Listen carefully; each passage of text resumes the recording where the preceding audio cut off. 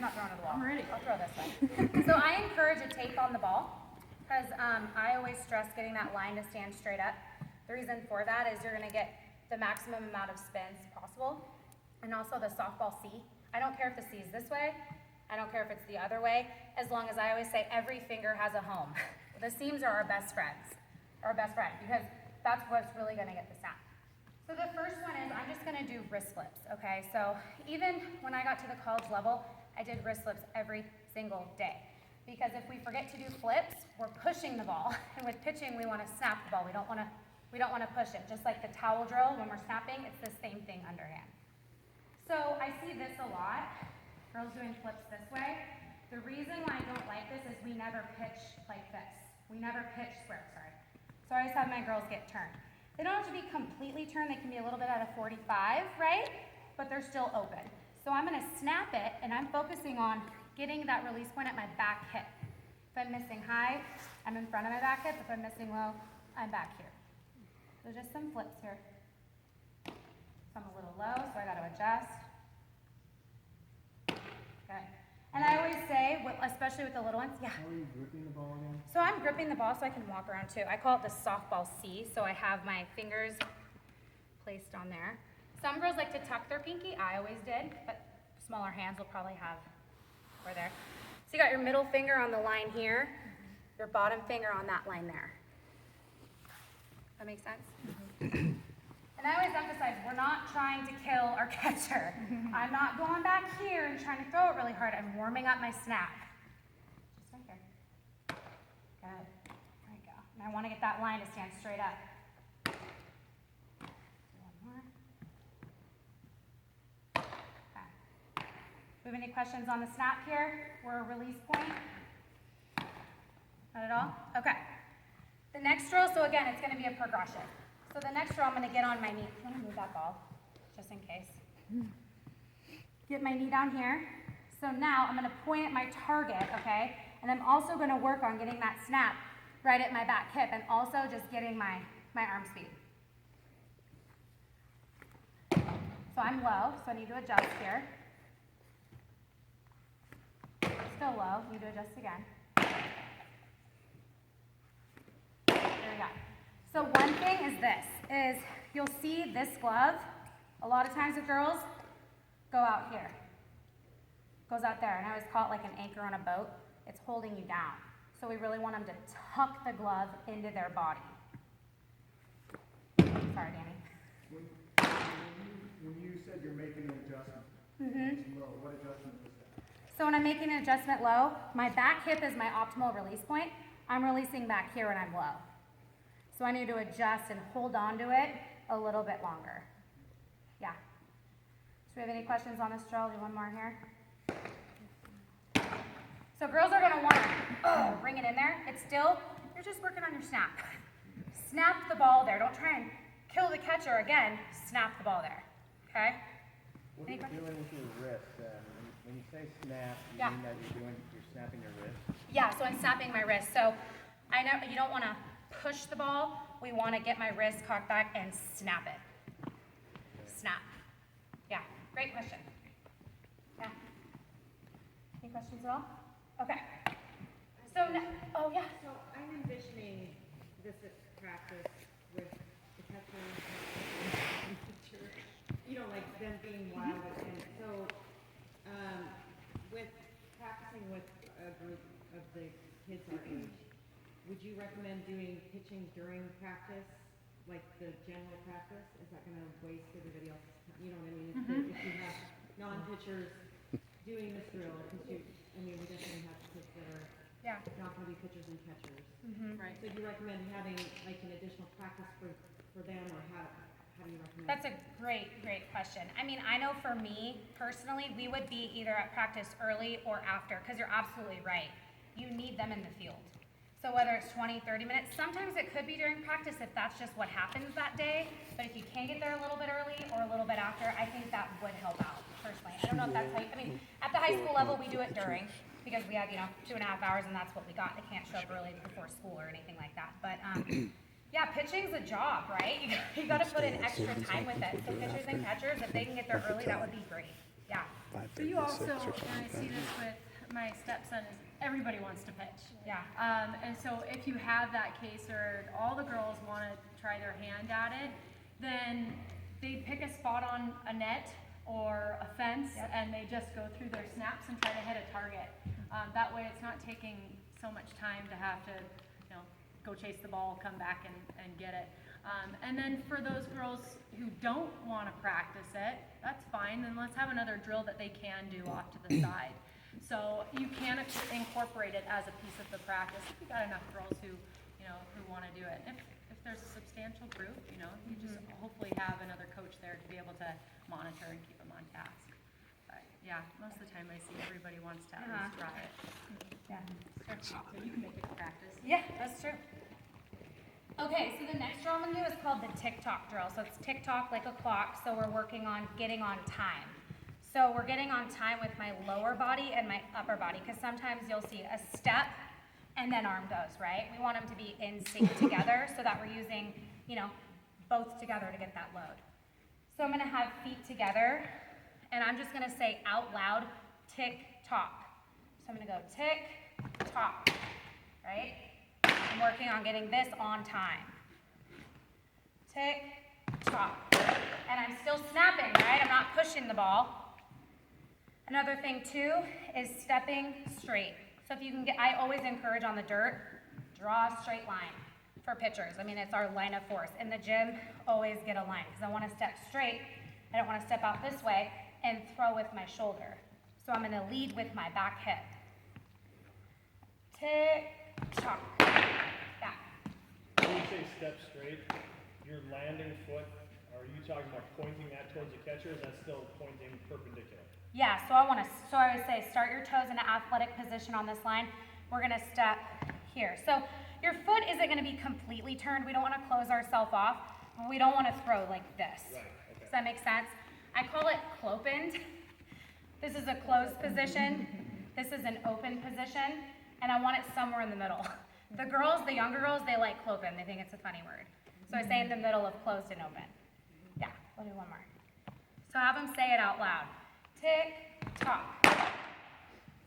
Any questions on that? Yeah. So the previous one, when you're on your knee, you did like a 360 with your arm, and then on this one, you're kind of going backwards, and then what's the difference there? So the difference here, so this is what we call a K. When I get to this spot, I look like a K. So this is a K drill, because every single pitch that a pitcher throws, they're gonna get to that spot. So they're not doing an arm circle at this point. They're doing the one before, an arm circle all the way through. For this one, they're just getting to the K position, which we're gonna get in every single pitch. Does that make sense? Does that answer the question? Okay. Okay, great. So the last piece, we wanna add in the power, right? We wanna get them to, get their balance and really hop out there. So this one, I've seen 6, 7-year-olds and 18-year-olds do this. So this is doable. I watched this gal this last pitching clinic. She was 8. I was just like, can I name this drill after you? She tore it up.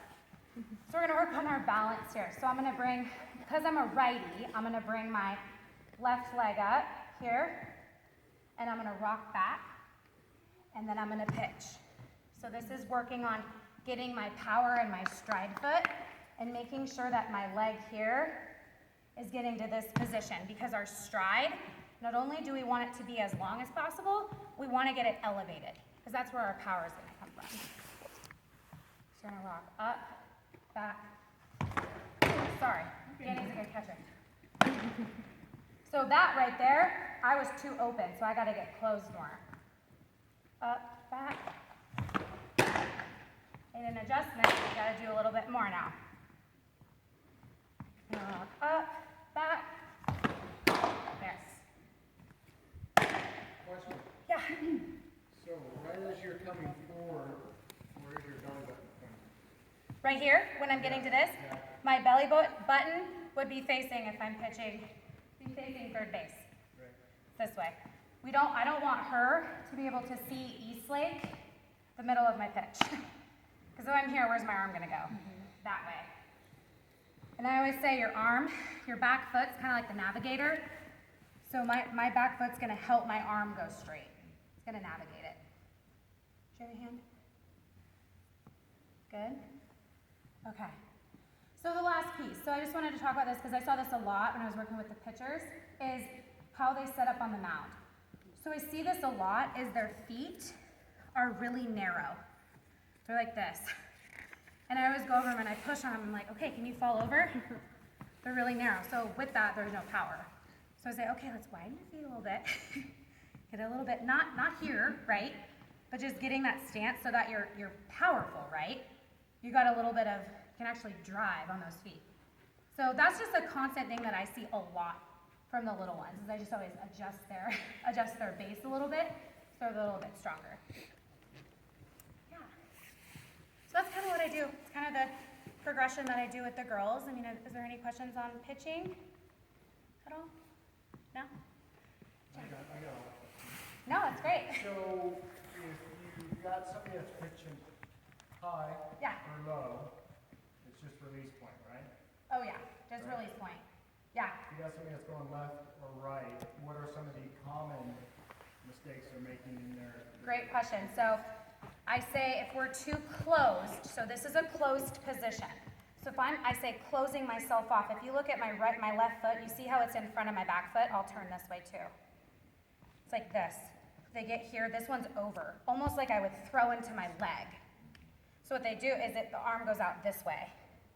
Arm goes out that way, so I say, okay, open up your hips just a little bit here, right? Let your arm in a straight arm circle, but this back leg is gonna help that arm get there. This back leg, if I don't release it, I'm going this way. But watch my arm when I release my back leg, it's straight. So I would say sometimes it has nothing to do with your arm, it's your back leg, or they're leading with their shoulder. They're throwing here as opposed to leading with back hip. I would say lead with your back hip, not your shoulder. Yeah. And I know, Steph, with your clinics and your pitchers, she likes them to practice on a line so the girls can really see where their foot is striding to so that they can make their own adjustments, right? So if they see that, oh, I'm over here and the ball went that way, well, there you go, everything has a cause and effect. So that's where we get back onto that line. So if you guys have dirt, then go ahead and draw a line. If you have turf with a whole bunch of lines like we have here, use them. Get them on a line to practice. Yeah. And for the players that are a little bit more advanced and are hitting their spots like inside and outside, a good thing is around the world. And have a notebook. A notebook is so good for pitchers. I have them write down absolutely everything they're doing so they can look back and read it and chart what you're doing. You know, okay, we're gonna work on inside fastballs. Oh, we're gonna do it out of 5. And I hit 3 out of 5. Great, I'm gonna write that down. Outside fastballs, oh, I got 1 out of 5. Okay, so maybe I need to work on the outside fastballs a little bit more. And then in a week, you can look back and go, oh my gosh, I just got 4 out of 5. I've really improved. So I call that around the world, really just, you know, outside, up and out, or inside and up and in. Okay, I have a question, just for practices. How far back are we supposed to be? I mean, how many paces, like if you're in a practice, like on a grass field? For like AAA girls? 35 feet. 35? Yeah, that's And the then, back of the plate to the front of the pitching plate. now is their back foot need to be on the rubber or the front foot? Literally, you only have to have 1 foot, back foot does not, great but question. I teach them to have them because they have to later. Yeah. Okay. Exact. I was just having this conversation yesterday with a player because she was getting here and she goes, can I step back? And I said, you know, I don't know in Little League. I know in my private lessons, I don't even teach that because I know in a year or 2 or 3, that's not going to work. So create the habit now of having both feet on the rubber. Okay. I don't know, everybody's different, but eventually that will be the case. So I just teach it right from the get-go so they don't have to change that. And if they're just beginning, do you just recommend there's just the snap pitch? If they're Yeah. just starting, just doing So that? no wind-up? No wind up yet? You know, even just starters, I've had them, it's a progression. So I work on first, you know, arm getting straight, and then we will eventually, the one on the knee, that's a great one too. And just doing it, and honestly, doing a pitch without the ball, girls are like, ugh, I wanna throw the ball, it's the best thing they can do. You just go, okay, we're gonna do the wind up here, we're gonna do it with no ball, mimic me with nothing, have them do it, and I promise you, they'll make an adjustment once they get the ball, yeah. Can you show the full, like, because you're doing a pretty progression, but at the very end, full pitch, like, what is your starting position? Yeah. Your right foot a little bit in front of the left foot? Yeah, I'll show you. Yeah, so my right foot, because I'm a righty again, is going to be in front. If I was a lefty, it'd be this way. There's no cookie cutter windup. I'm not gonna say this has to be the windup. I just say as long as we're relaxed, we're getting a rock back, a load, right? This was mine, I rocked up and I drived forward. Some girls like to go back here. That's fine if that works for them, as long as their arm's not off, right? And they're getting a rock, like a load for hitting. We want a load for pitching too in our rock. What's that? Oh, perfect. Yeah, so to answer that question of the foot on the rubber, my right foot would be here. I'd have my back toe, I can switch around too, right on the back there. Okay. And I would rock back. Some girls are back here like in Little League, or they'll step. At the high school level, that's not legal.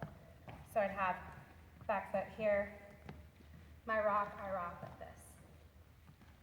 So you're saying later on they have to have start Yeah. 2 feet on. Yeah. I see your toe got off. This one? Right If before it, yes. So you can dig a hole in the dirt right there as a little trick as a pitcher, right? It's still touching. As they come off, it's like this much. It's not bad. Or they can have their foot start literally like right here. No, I got a question more so for clarification. Yeah. In the older leagues, like the juniors, do they have to have 2 feet on the rubber? They have do. to. Okay. When Yeah. does that start? Is it juniors when it starts? Yes, Okay, so 13, 14. okay. And I've been told by D9 at the coast level, not during regular season, but in tournament post-season, that you gotta have 2 feet on the rope. Yeah. So, when you hit coast, I've been told by D9, you need to start reinforcing us coaches that they need to have both feet on the rubber. And what Stephanie said is that back foot, it just needs to be touching. It doesn't need to be full on. Yeah. It just needs to be touching. Girls will want to do this. Yeah. Like this, and it's like, you can wind your feet a little, I promise. This is really hard to push. So even if they want it at that back, so I'm still touching it, and on my rock, I'll be in the dirt. And I'm just, it's like this much. It's not anything Can you show me worth worrying one about. rotation like slow-mo, like what you're doing? Yeah, this angle, or do you want it here? This? Okay, that's fine, whatever. Whatever, okay, yeah. So I'd be here, my back foot, my rock, and my lift with my arms are at the same time. My right foot, no matter where you're at, cannot step forward. Yeah. So, on your windup, Mm-hmm. call it that windup, Yeah. you can't take that back left foot, take it off of that. Well, that's what we were just talking about. You said the junior. I don't know, but I'm just thinking. Oh. Yeah, so is the start of the windup here, then I'm gonna stride out.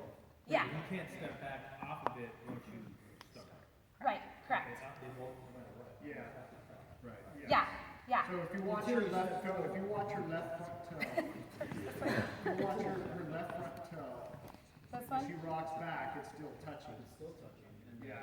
So then And I can tell you, if it's blatant where she's stepping back a whole foot, they're gonna call it. Yeah, they'll call The it, other yeah. thing they're gonna call is a hop. Can you show them what an illegal hop looks like? Well, a hop would be kind of, it would be a, oops, it'd be a crow, so they get here. So see how I have that, like hop with my right foot? And you'll see it, there'll be a crater. The umpire will see it, there'll be an extra crater. So with this foot, I have to keep it on the rubber when I'm pushing off. I can't step. So with that, the one drill is really good, is just having them get on their toe and just push off. They have to drive in that front leg. I know it's a lot. There's a lot of technicalities with pitching. It's gotten worse too. It really has. There's a lane now. Girls would be all the way here and throwing it in. Can't do that now. So that being the case, you know, I guess Jack and I were talking about this, we can. I've got absolutely no expertise to try to coach pitching, and I try to keep it as simple as humanly Yeah. possible.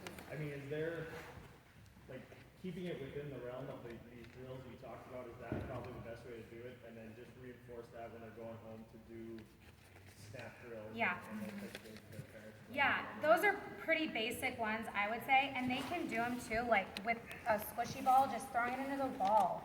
If it's coming right back at you, guess what? Your arm is straight, because you're pitching it straight. So it's coming right back. So yeah, to answer your question, those are pretty, I would keep it light in that regard. If not, wrist flip to tick-tock, and then go to full. If you really want to keep it simple, that's what I would do. Yeah. And I have my pitchers, I'm not a pitching expert myself, but we sat down and we talked about some routines that we want to go through where, hey, when I say, okay, it's time to go throw a bullpen, they have their everyday drills that they need to go through. in order for their first 10 minutes, and then boom, they go right into their, full windup, and then you can work on spotting different pitches and all of those things. I sort of like to think of the idea, if you can play catch underhand, then you can pitch after that, right? So you should feel comfortable in being able to play catch underhand, and then progress to full pitch. Yeah. Yeah, if we're missing our spots on our warm-ups, we should probably stick to our warm-ups and just work on that for the day. Yeah, So step I by agree. step. Yeah, absolutely. If one drill's not working, keep going. Let's get that before we go to the next one. Definitely. Yeah, definitely. Well, thanks. All right, I'll take over for catching. Awesome. And I'm sure many of you came in towards the end of our catching clinic, and we had them going for a good hour and a half nonstop. So one of the things we talked about, how there are so many different skills within catching itself. You got stance, you got framing, you've got blocking, you've got throwing. So I'm gonna throw out a drill or two for each one of those. And so